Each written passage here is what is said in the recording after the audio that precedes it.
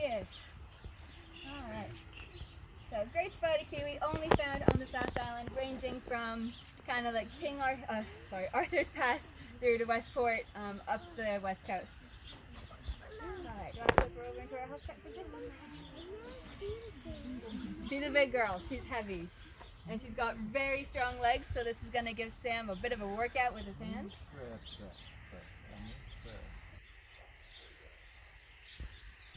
Alright. So like I said, we're starting with the tip of her bill.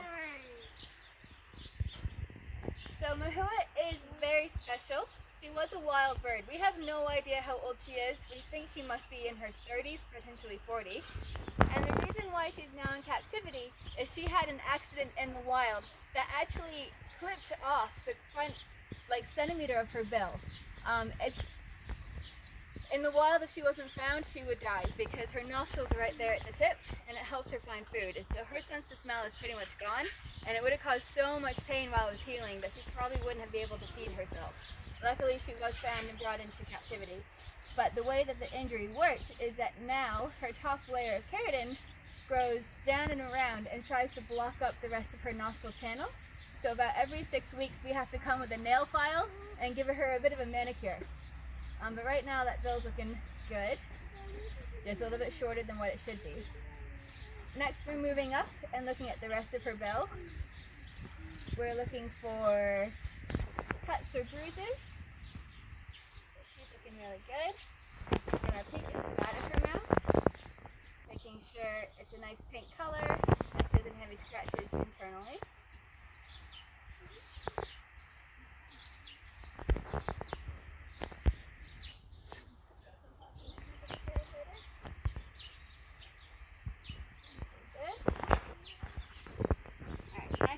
Down to her eyes.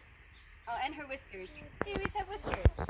Strange for a bird to have those, but they use them kind of like mice do. It's kind of a spatial thing.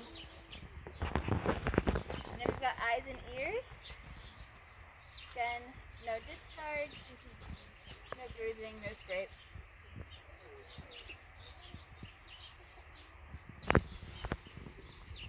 Can't you see right into her ear?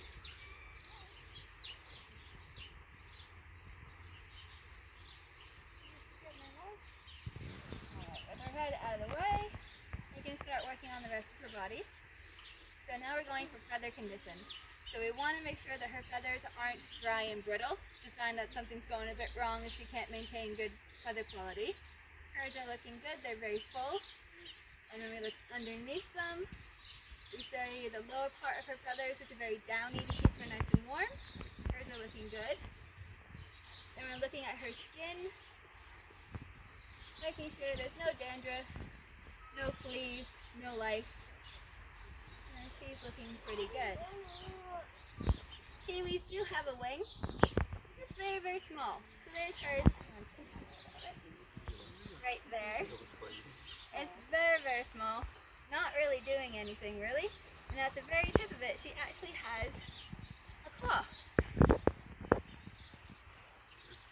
I don't really use that wing for anything at all. I'm going to feel along her spine. This is for body condition. So if I can't feel her spine or her ribs, she might need to lose a little bit. If I can feel both, she needs to gain some. And if I can just feel her spine, which I can, but I can't really feel her ribs, like individual ribs, which is feeling pretty good. And she's probably in pretty good condition. We'll weigh her to make sure though. Quick feel of her stomach. Oh, I know. No one likes this.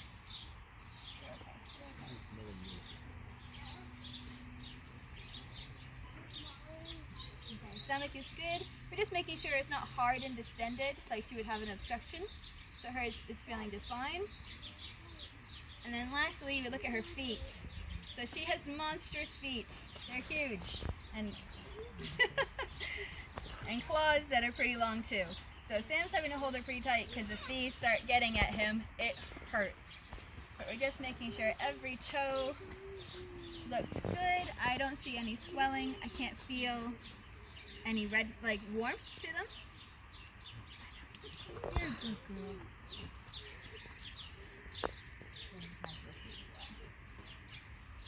So by looking at her, I'd say she's in pretty good condition. It's the known problem that we have with the bill, and with her age, her eyes are a little bit cloudy, but we think that she's pretty old, so that's kind of where we're headed with her.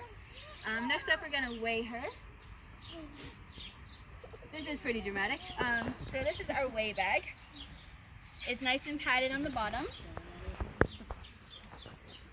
And there's a zip tie, pull tie to pull it at the top. Like that. She's a bit big for this bag, so sometimes she tries to get her head at the top. But we should be pretty good today.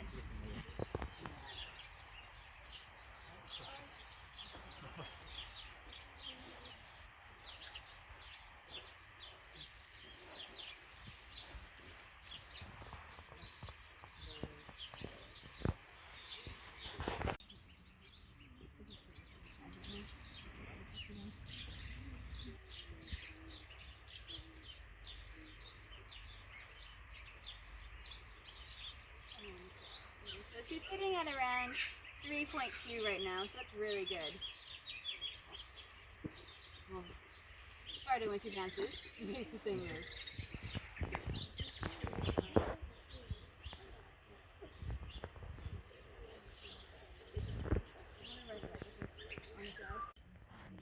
Yeah, I was thinking that.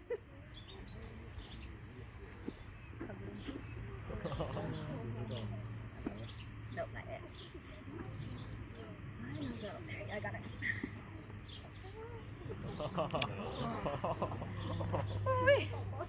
A little bit of poo on the feet there. Alright, so we're just going to walk up and down a little bit so you can get a good look at her.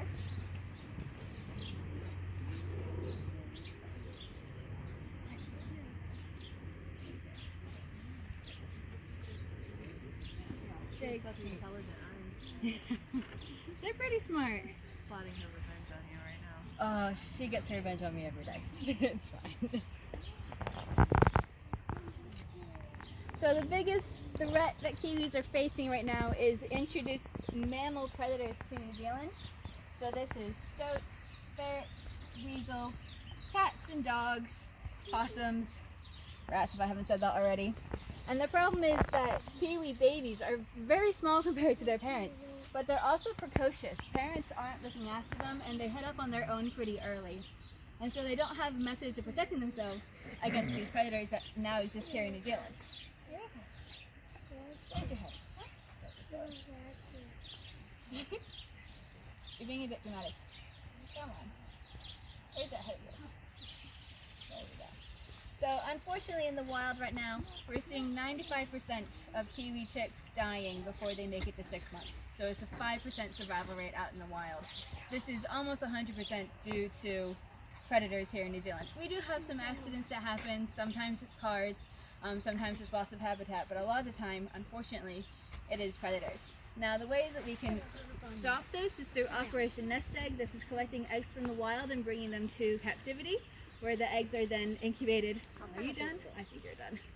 We're going to put her back in the box now. We don't want to stress her out too much. Say goodbye. Ah, that's it.